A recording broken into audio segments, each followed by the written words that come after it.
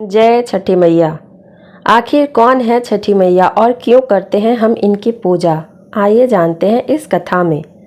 छठ पर्व षष्ठी का अपभ्रंश है। कार्तिक मास की अमावस्या को दिवाली मनाने के 6 दिन बाद कार्तिक शुक्ल को मनाए जाने के कारण इसे छठ कहा जाता है। यह 4 दिनों का त्यौहार है और इसमें साफ सफाई का खास ध्यान रखा जाता है। इस त्यौहार में गलती की कोई जगह नहीं होती। इस व्रत को करने के नियम इतने कठिन हैं कि इस वजह से इसे महापर्व और महाव्रत के नाम से संबोधित किया जाता है। आखिर कौन है छठी मैया? मान्यता है कि छठ देवी सूर्यदेव की बहन है और उन्हीं को प्रसन्न करने के लिए जीवन के महत्वपूर्ण अवयवों में सूर्य व जल की महत्ता को मानते हुए इन्हें साक्षी मानकर भगवान सूर्य की आराधना तथा उनका धन्यवाद करते हुए माँ गंगा, यमुना या किसी भी पवित्र नदी या पोखर के किनारे यह पूजा किया जाता है। षष्ठी माँ यानी छठ माता बच्चों की रक्षा करने वाली देवी हैं। इस व्रत को करने से संतान को लंबी आयु वरदान मिलता है। मार्कंडेय पुराण में इस बात का उल्लेख मिलता है कि सृष्टि की अधिष्ठात्री प्रकृति देवी ने अपने आप को 6 भागों में विभाजित किया था। इनके छठे अंश को सर्वश्रेष्ठ मातृदेवी के रूप में जाना जाता है, जो ब्रह्मा की मानस पुत्री हैं।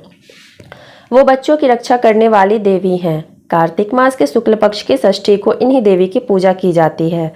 शिशु के जन्म के 6 दिनों बाद इन्हीं देवी की पूजा की जाती है। इनकी प्रार्थना से बच्चे को स्वस्थ और सफलता दीर्घायु होने का आशीर्वाद मिलता है। पुराणों में इन्हीं देवी का नाम कात्यायनी बताया गया है, जिनकी नवरात्रि की षष्ठी तिथि को पूजा की जाती है।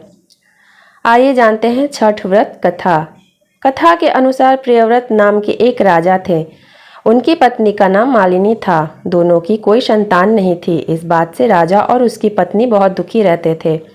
उन्होंने एक दिन संतान प्राप्ति की इच्छा से महर्षि कश्यप द्वारा पुत्रष्टि यज्ञ करवाया। इस यज्ञ के फलस्वरूप रानी गर्भवती हो गईं। 9 महीने बाद संतान सुख को प्राप्त करने का समय आया तो रानी को मरा हुआ पुत्र प्राप्त हुआ। इस बात का पता चलने पर राजा को बहुत दुख हुआ। संतान शोक में वह आत्महत्या का मन बना लिया। लेकिन जैसे ही राजा ने आत्महत्या करने की कोशिश की, उनके सामने एक सुंदर देवी प्रकट हुई।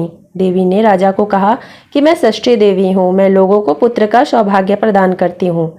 इसके अलावा जो सच्चे भाव से मेरी पूजा करता है, मैं उसके सभी प्रकार के मनोरथ को पूर्ण कर देती हूँ।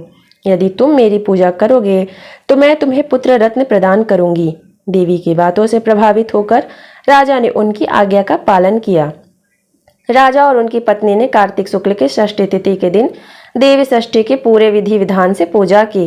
इस पूजा के फलस्वरूप उन्हें एक सुंदर पुत्र की प्राप्ति हुई। तभी से छठ का पावन पर्व मनाया जाने लगा। छठ व्रत के संदर्भ में एक अन्य कथा के अनुसार जब पांडव अपना सारा राजपाट जुए में हार गए, तब द्रौपदी ने छठ व्रत रखा था। इस व्रत के प्रभाव से उनकी भी मनोकामनाएं पूर्ण हुई थी और पांडवों को राजपाट वापस मिल गया था। जय छठी मैया।